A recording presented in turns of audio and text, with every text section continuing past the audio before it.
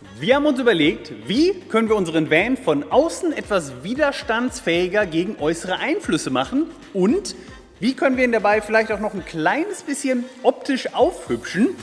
Das hier ist unsere Lösung. Nein, natürlich nicht. Das ist nur ein Teil der Vorbereitung, um einerseits einen Steinschlagschutz für den Kühlergrill zu montieren. Etwas, das aus unserer Sicht beim Jumper, Ducato, Boxer sehr, sehr wichtig ist. Und andererseits, um all die Plastikteile unten ums Fahrzeug rum mit Raptor-Lack zu lackieren. Wie wir das machen und ob das alles so klappt, wie wir uns das hier jetzt gerade vorstellen, das zeigen wir euch im heutigen Video. Los geht's!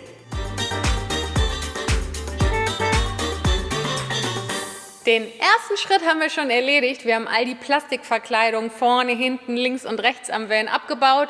Das war wahrscheinlich auch gleich der langwierigste Schritt. Das haben wir euch, ich glaube, vorletzte Woche schon im Video gezeigt. Deswegen wiederholen wir das jetzt nicht. Aber wir haben definitiv noch nicht vergessen, wie fest der ein oder andere Clipsy da noch drin steckte. Die Plastikteile an sich abzunehmen, war mit den richtigen Hilfsmitteln wirklich überhaupt kein Hexenwerk. Aber die Haltepins haben dann doch ein bisschen Zeit gekostet. Das wollen wir gar nicht unterschlagen. Jetzt ist aber alles ab und wir können weitermachen. Kleiner Location-Wechsel. Wir haben heute gefühlt den ganzen Tag damit verbracht, all die einzelnen Plastikteile, 30 Stück sind das insgesamt übrigens, zu putzen, den groben Dreck abzumachen und auch die Klebereste zu entfernen. Die meisten Teile waren ja einfach mit diesen Plastik-Nupsis befestigt, aber die abgerundeten Teile, die rund um die Kotflügel herum waren, die sind beim Ducato Jumper Boxer zusätzlich mit so Klebestreifen versehen. Die haben wir also auch noch abgeknibbelt, weil die beim Lackieren natürlich nicht drauf bleiben können. Das hat echt nochmal ganz schön Zeit gekostet, all das, muss ich ehrlich sagen. Also ich habe das definitiv unterschätzt. Eine Lackierkabine in der Garage meiner Eltern, die haben wir vorhin auch schon gebaut. Warum wir uns dafür wieder mal einen Tag aussuchen mussten, an dem 30 Grad draußen sind, das weiß ich nicht. Ich bin schon wieder ordentlich ins Schwitzen gekommen, aber gut. Es hilft ja nichts. Der nächste und der drittletzte Schritt vor dem tatsächlichen Lackieren, der ist gleich alle Teile anzuschleifen, also die Oberflächen anzurauen, damit der Lack besser hält. Dafür liegt hier schon Schleifvlies parat, das ich immer sehr viel lieber nutze als ein Schleifpapier, einfach weil man das sehr viel besser greifen kann, weil man damit sehr viel besser die Rundung und die Ecken abfahren kann. Bevor wir das als letzte Tat für heute gleich machen, aber noch ein paar Worte dazu, warum wir uns all diese Arbeit überhaupt machen, vor allem, da wir vor ein paar Wochen in einem anderen Video ja gezeigt haben, wie schön schwarz diese Plastikteile auch nach 5 Jahren wieder aussehen können, wenn man sie entsprechend behandelt. Aber solche Lösungen, die aus dem Video mit diesem Plastikpfleger, die sind natürlich immer nur temporär. Also mit der Zeit und je häufiger man das Auto wäscht, lässt der Effekt von solchen Mittelchen natürlich nach und es kommt wieder die blanke Plastikoberfläche zum Vorschein, die gerne mal eben solche Verfärbungen bildet. Hier beim Jumper sehen die Teile insgesamt eigentlich noch ganz gut aus, aber auch hier kann man beim näheren Hinschauen schon deutlich erkennen, dass diese Schlieren, diese Verfärbungen sich bilden. Das wird mit der Zeit mehr und mehr und man kann auch schon sehen, dass die Teile gar nicht mehr gleichmäßig tief schwarz sind, sondern dass sie eigentlich sich langsam ins Gräuliche verfärben eher. Auch das wird mit der Zeit stärker und stärker und dem wollen wir vorbeugen und auch einfach mal was Neues ausprobieren. Und die Lösung dafür ist für uns der Raptor-Lack. Der ist tiefschwarz und vor allem wahnsinnig widerstandsfähig. Entwickelt wurde der für die Ladeflächen von Pickup-Trucks, aber weil der eben so widerstandsfähig gegen Kratzer ist, lackieren inzwischen Leute auch ganze Fahrzeuge damit, vor allem Offroad-Fahrzeuge, also irgendwie Autos, die gerne mal ein paar kleine Steine abbekommen oder irgendwie an Büschen und Ästen entlang schleifen. Alles Themen, die durchaus auch uns Camper betreffen, also uns zumindest. Daher wollen wir den Raptor-Lack jetzt mal ausprobieren. Und ja, Optik spielt da definitiv auch eine Rolle. Ich finde, dass mit Raptor lackierte Teile einfach cool aussehen.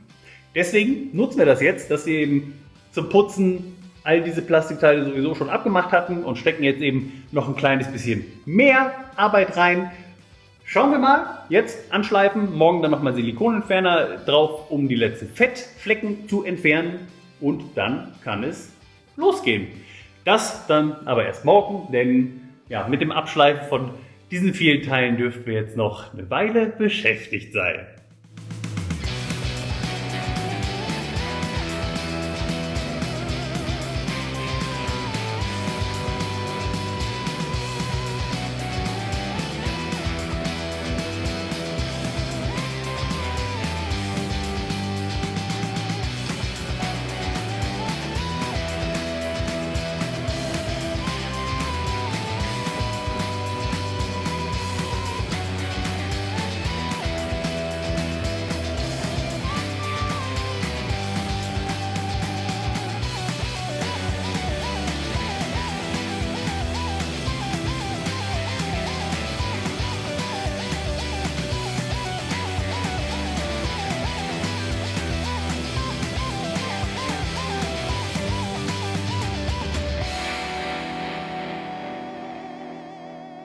Guten Morgen und willkommen in unserer kleinen temporären Lackierkabine. Alles steht bereit, inklusive eines Luftkompressors, denn wir werden den Raptor-Lack mit Druckluft und mit so einer Lackierpistole gleich auftragen.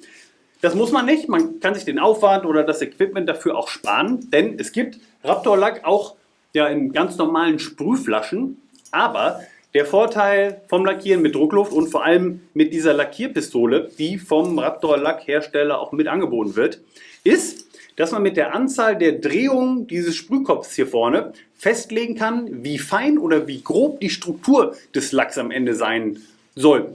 Wir wollen eher grobes Finish erreichen. Ich werde das euch hoffentlich gleich noch ein bisschen zeigen können. Eigentlich finde ich, dass ja, eine möglichst feinporige Oberfläche noch ein bisschen besser aussieht. Aber ich habe mir viele Erfahrungsberichte dazu angeschaut und je feiner die Struktur, desto mehr setzt sich zwischen diesen Poren der Dreck ab und desto stärker bleibt er da eben auch drin stecken. Auf der anderen Seite, je gröber die Struktur, desto einfacher lassen sich die lackierten Flächen später wieder reinigen. So oder so ist das ja alles total einfach. Einfach mit dem Hochdruckreiniger drüber und mit der Bürste schrubben. Da ja, kann man nichts falsch machen, da braucht man sich keine Gedanken um die Widerstandsfähigkeit zu machen, aber wie gesagt, je gröber die Strukturen, die lackierte Oberfläche am Ende ist, desto besser lässt sich das sauber halten. Meine Empfehlung ist dafür, sich ein Teststück zu machen. Ich habe es noch nicht geholt, ich hole es gleich. Ich habe mir eine Innenseite vom Radlaufschutz geholt. Das ist das gleiche Plastik, aber am Ende sieht man das nicht, wenn man das dann wieder einbaut, wenn das vielleicht doch nicht so schön aussieht. Da werde ich gleich die unterschiedlichen Körnungen mal ausprobieren. Und eine weitere Empfehlung, investiert in eine gute Schutzausrüstung, inklusive einer vernünftigen Maske, denn ja, diesen Lackierstaub und Lösungsmittel und Co. einzuatmen, ist kein Spaß. Ich habe auch einen Ventilator da unten hingestellt, um für ein bisschen mehr Luftaustausch zu sorgen. Und ich denke, jetzt geht's los. Eine Sache noch.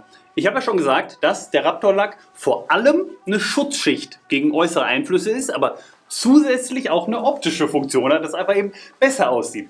Das gleiche gilt auch für das Renngitter oder das ja, Schutzgitter für den Kühlergrill, das wir später noch montieren werden. Und das gleiche gilt eigentlich auch für NordVPN, den Partner unseres heutigen Videos. Viele von euch kennen NordVPN wahrscheinlich als Tool, um eure Computer, eure Handys, eure persönlichen Daten zu schützen, während ihr im Internet unterwegs seid. NordVPN verschlüsselt eure Verbindungen, Werbetreibende können nicht mehr nachverfolgen, wo ihr überall unterwegs wart, Spione werden ausgesperrt und ja, lästige Werbung samt Schadsoftware wird blockiert. Aber NordVPN hat noch einen weiteren Vorteil, einen für uns Reisende ganz entscheidenden Vorteil. Und zwar kann man damit günstigere Flüge, günstigere Mietwagen, günstigeren Urlaub buchen. Wir haben das vor ein paar Wochen schon mal in einem anderen Video gezeigt. Wenn man zum Beispiel Mietwagen über die deutsche Webseite eines Anbieters bucht, sind die häufig teurer, als wenn man sie über eine ausländische Website des Anbieters bucht. Das gleiche Fahrzeug, der gleiche Anbieter, der identische Mietzeitraum, alles gleich, aber eben gebucht zum Beispiel über die US-Webseite des Anbieters statt über die deutsche.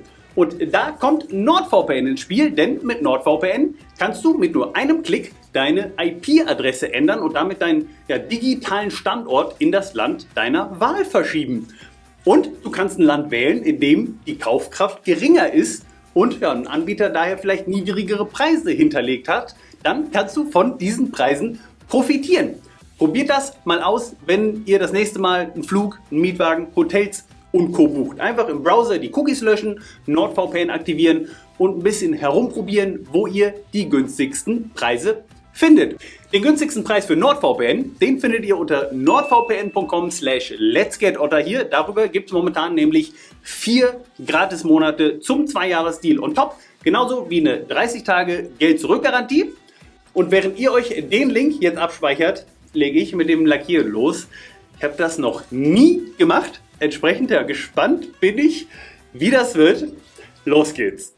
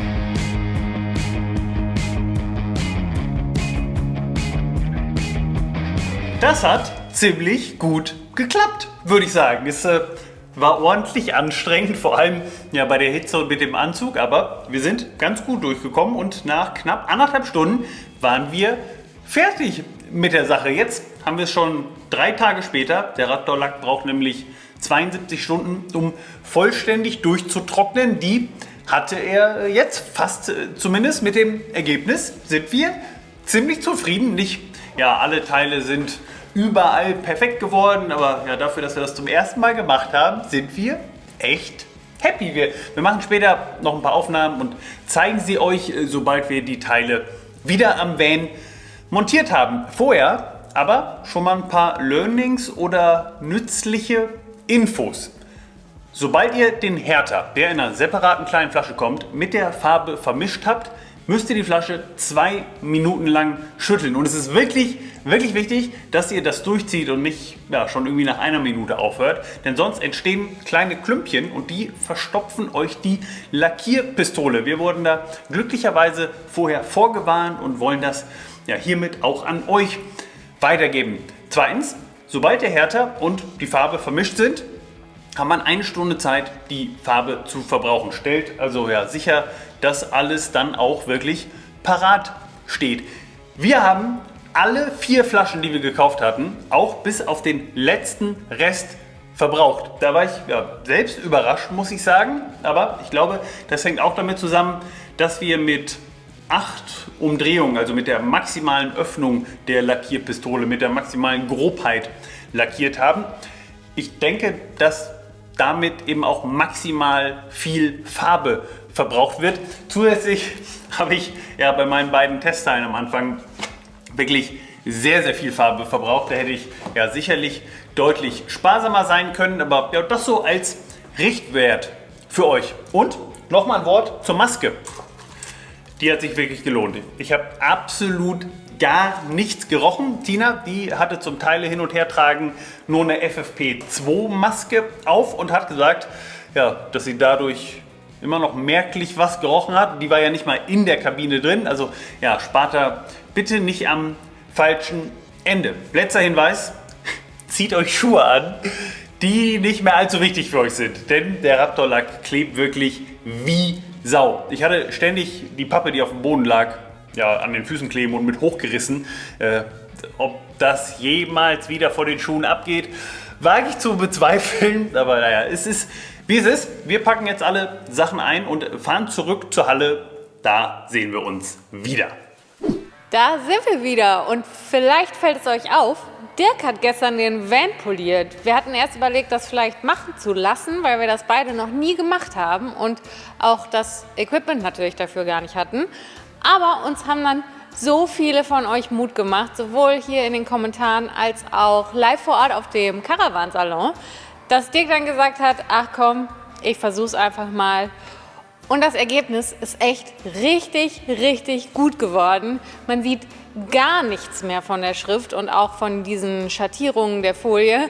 Mega gut, das macht echt einen riesen Unterschied. Ja, das war wirklich kein Hexenwerk. Ich habe mir einfach ein paar YouTube-Videos angeschaut, dann ein Starter-Kit bestellt, das für so ein Van passt von der Größe her und dann einfach drauf losgelegt. Ich habe 2 Durchgänge gemacht. Erst einmal mit so einer recht starken Schleifpaste und dann nochmal mit so einem Politur-Glanz-Finish. Und ich muss sagen, ich bin echt happy mit dem Ergebnis. Also die linke Seite, die fehlt noch. Da ist mir gestern Abend ja die Zeit und Kraft ein bisschen ausgegangen. Die mache ich später oder die Tage noch. Aber dann kann sich das wirklich sehen lassen. Also wenn ihr auch mit dem Gedanken spielt, euren Van mal zu polieren, dann traut euch. Das kann wirklich eigentlich jeder. Also vor allem, wenn man so eine Exzenter-Poliermaschine nimmt, da kann man eigentlich kaum was falsch machen.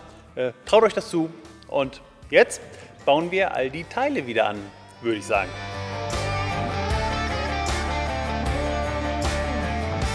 Fangen wir an mit dem Schutzgitter für den Kühlergrill. Warum das so wichtig ist, zeigt ein Blick auf die Frontschürze des Vans.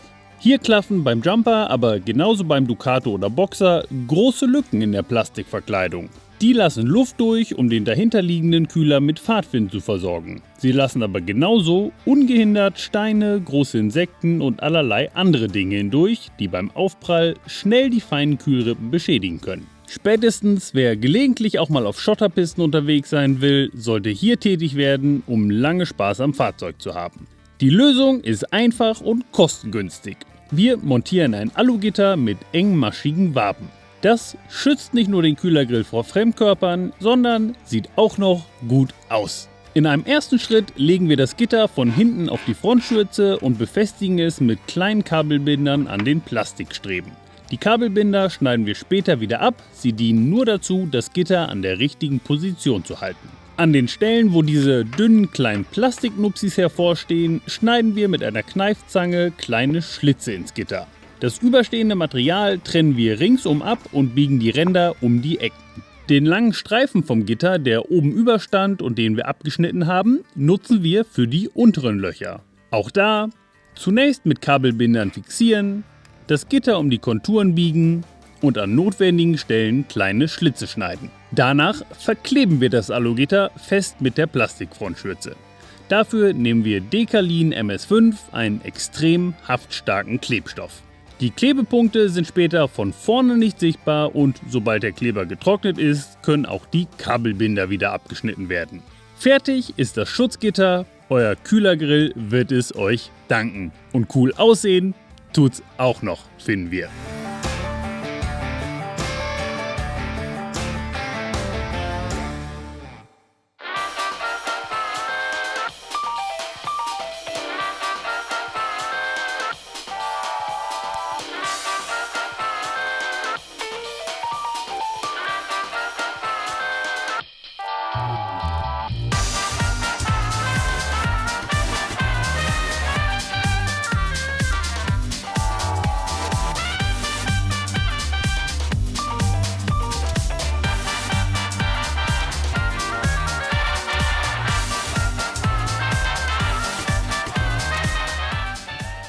Oh yeah, das sieht richtig gut aus.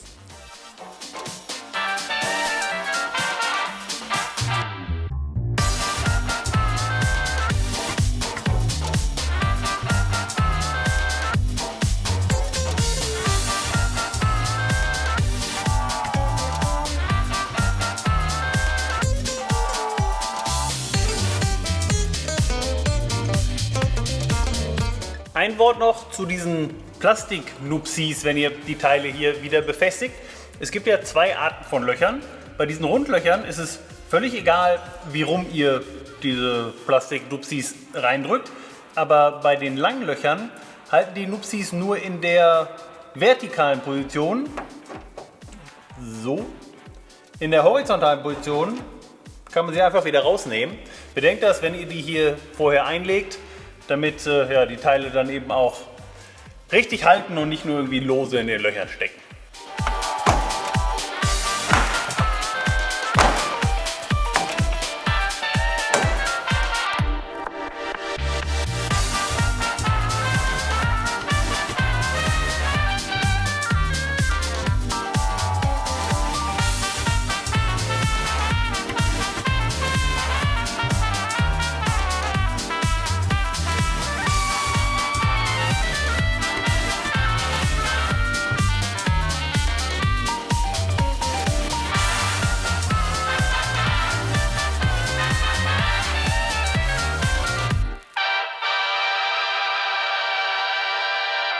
Dirk hatte ja schon erzählt, dass diese abgerundeten Teile hier neben den Clipsies auch noch mit Klebeband festgemacht werden. Und dafür haben wir uns hier so ein ganz, ganz starkes doppelseitiges Klebeband von 3M geholt.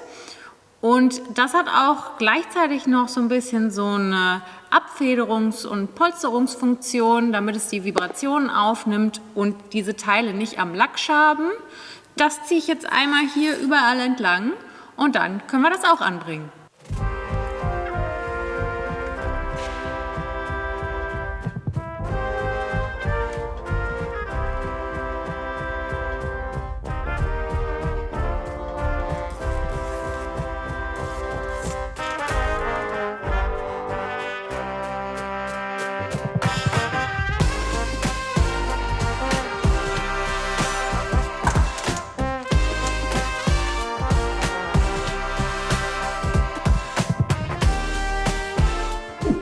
Wir haben es geschafft. Die Teile sind wieder dran und es sieht so cool aus. Vor allem, dass das Citroën-Logo hier, beziehungsweise ja, dieser ganze Teil am Kühlergrill jetzt schwarz ist und nicht mehr silberglänzend, sieht so gut aus, finde ich. Es hat alles deutlich länger gedauert, als wir gedacht hatten, aber ja, das Ergebnis lässt uns das hoffentlich schnell vergessen, denke ich. Also ich bin sehr happy, dass wir das gemacht haben. Du auch? Ja, voll. Also es wäre schon schön, wenn die nächsten Schritte mal ein bisschen schneller gehen würden bald. Ja. Aber ich bin auch mega happy. Mal schauen, ob wir auf dem weißen Lack irgendwann dann auch noch mal ein bisschen Farbe ins Spiel bringen werden. Aber das definitiv erst irgendwann später. Ja, nicht jetzt. Ja, jetzt wollen wir uns erstmal dem Ausbau widmen. Es gibt auf jeden Fall noch viel zu tun. Wir haben Bock auf alles, was da kommt. Ihr hoffentlich auch. Falls ja, vergesst nicht, unseren Kanal zu abonnieren. Nächsten Sonntag werden wir sicherlich schon wieder einen Schritt weiter sein. Wenn ihr dieses Video hier interessant, hilfreich oder auch einfach nur unterhaltsam fandet, dann drückt bitte auch auf den Daumen hoch-Button hier unter dem Video. Das würde uns sehr freuen. Ja. Und damit verabschieden wir uns für heute, würde ich sagen. Habt noch einen schönen Tag, habt eine tolle Woche, bleibt gesund und bis zum nächsten Mal. Ciao. Warum dauert immer alles so lange? Blah. Guten Morgen und Wo ist mein Lack? Schere. Kupfer. 3, 2, 1. Nee, schon.